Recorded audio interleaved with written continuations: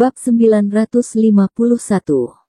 Ketika Li Zhensheng dan yang lainnya mendengar kata-katanya, mereka tidak bisa membantu tetapi menatapnya dengan heran, dan mereka semua bingung. Mereka adalah pria bertubuh besar yang tidak bisa berbuat apa-apa. Apa yang bisa dia lakukan jika dia wanita yang lemah? Selain itu, sebagai kepala keluarga Li saat ini, Li Qianjue telah melalui hampir semua kemungkinan hubungan. Jadi mereka tidak tahu dari mana kepercayaan Li Qianying, yang juga anggota keluarga Li, berasal. Qianying, apa yang bisa kamu lakukan? Li Qianhui bertanya dengan wajah tenang dan adik perempuan kecil yang bingung. Saudaraku, kamu tidak perlu khawatir tentang ini. Bagaimanapun, aku memikirkan cara untuk menyelamatkan Jia Rong. Li Qianying tersenyum pada kakaknya, dan wajah baik hati Yuan Jinsu muncul di benaknya. Dia tahu bahwa setelah Yuan Jinsu dan Lin Yu dibawa pergi oleh Departemen Pesawat Militer terakhir kali, Departemen Pesawat Militer tidak mengatakan apa-apa setelah mengetahui identitas nenek Yuan.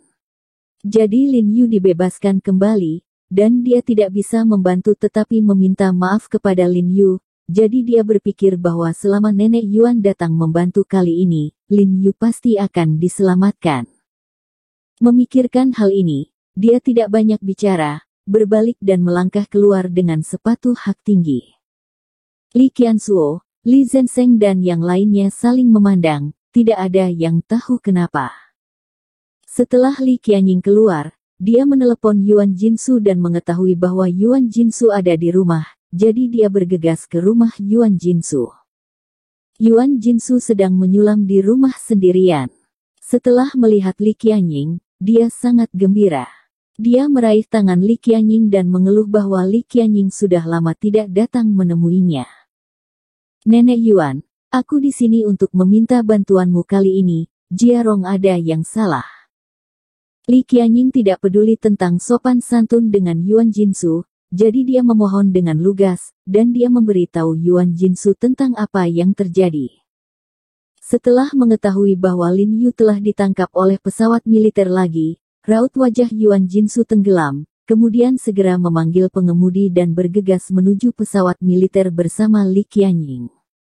Yuan He sedang meringkuk di kantor sambil minum teh dengan santai, memegang setumpuk bahan di tangannya dan belajar dengan hati-hati. Ketika tiba-tiba ada suara ketukan di luar pintu. Yuan He mengerutkan kening dan berkata tidak senang, mengetahui bahwa hanya orang kepercayaannya Chu Fan yang berani mengetuk pintunya seperti ini. Benar saja, begitu pintu terbuka, Chu Fan tidak sabar untuk bergegas masuk, dengan ekspresi panik di ekspresinya. Apa yang kamu lakukan, panik? Yuan He berkata dengan suara yang dalam. Apakah He Jiarong meminta untuk bertemu denganku lagi? Berapa kali aku mengatakannya, tidak bertemu? Tidak, Direktur Yuan, ya.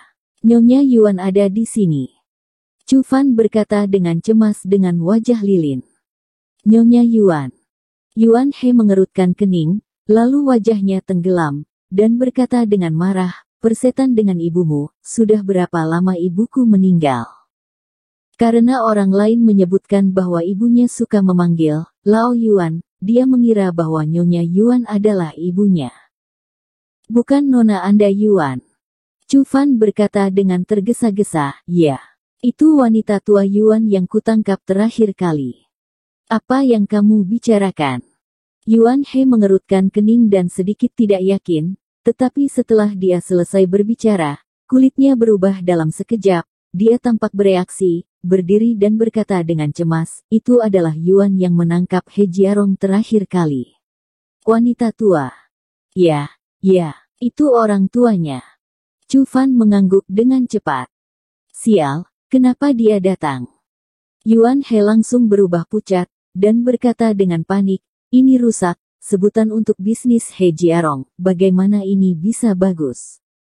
Yuan He berjalan mondar-mandir sambil berbicara. Lapisan keringat dingin muncul di dahinya, dan kemudian dia buru-buru berkata kepada Chu Fan, jadi, kamu pergi dan katakan padanya, katakan saja aku tidak di sini, dan aku tidak akan berada di pesawat militer hari ini. Jika Nyonya Yuan tahu bahwa kita berbohong padanya, apakah itu? Chu Fan bertanya dengan hati-hati. Alasan dia tidak berani berbohong kepada Yuan Jinsu adalah karena dia takut akan konsekuensi yang serius. Lagi pula, identitas wanita tua ini luar biasa. Saya tidak bisa mengatur sebanyak itu, satu langkah adalah satu langkah. Yuan He berkata dengan suara yang dalam. Ya, saya pergi sekarang. Chu Fan menyeka keringat dari kepalanya, mengangguk dengan cepat, lalu berbalik dan berjalan keluar. Tapi tiba-tiba ada suara keras di luar saat ini, "Hei, ada apa denganmu nona tua? Keluarkan aku segera, tahu di mana ini?" Tidak peduli di mana itu adalah tempat di mana orang-orang tinggal. Yuan He, katakan padanya untuk keluar dan menemuiku.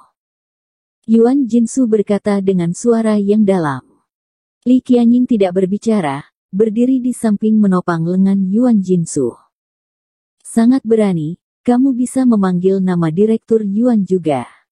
Beberapa pemimpin tingkat menengah dari Departemen Pesawat Militer di koridor meneriaki Yuan Jinsu dan berkata, cepat keluar. Kami disambut jika Anda tidak keluar lagi. Sekelompok idiot. Yuan He berteriak dengan marah, dan dengan cepat mengangkat kakinya dan berjalan keluar, karena takut Yuan Jinsu mungkin memiliki sesuatu yang baik atau buruk, maka dia akan menyelesaikannya. Apa yang kamu bicarakan? Yuan He berteriak dengan marah setelah dia keluar, apakah kamu tahu siapa orang tua ini? Sekelompok hal yang menarik perhatian, keluar dari sini. Saat dia berkata, dia dengan cepat memasang ekspresi senang, dan berkata kepada Yuan Jinsu, Nyonya tua, mengapa kamu punya waktu untuk datang hari ini?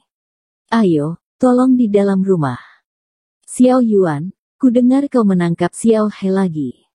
Yuan Jinsu memandang Yuan He sambil tersenyum dan berkata, bukankah aku sudah memberitahumu terakhir kali, jika kamu menangkap Xiao He lagi, kamu akan menangkapnya bersamaku. Kali ini kamu merindukanku, jadi aku datang dan menyerah. Naik. Yuan dia hampir menangis ketika mendengar ini, dia menundukkan tubuhnya, nadanya panik yang tak terkatakan, oh, wanita tua, jika Anda mengatakan itu, lebih baik biarkan saya melompat lurus ke atas, saya berani untuk tidak menghormati Anda. Anda tidak menghormati Jiarong, Anda tidak menghormati saya. Yuan Jinsu berkata dengan wajah cemberut dan menepuk dadanya dengan dingin, tulang lamaku diselamatkan oleh Jiarong. Jika tidak ada Jiarong, aku tidak akan hidup. Kamu bilang, aku akan peduli dengan Jiarong.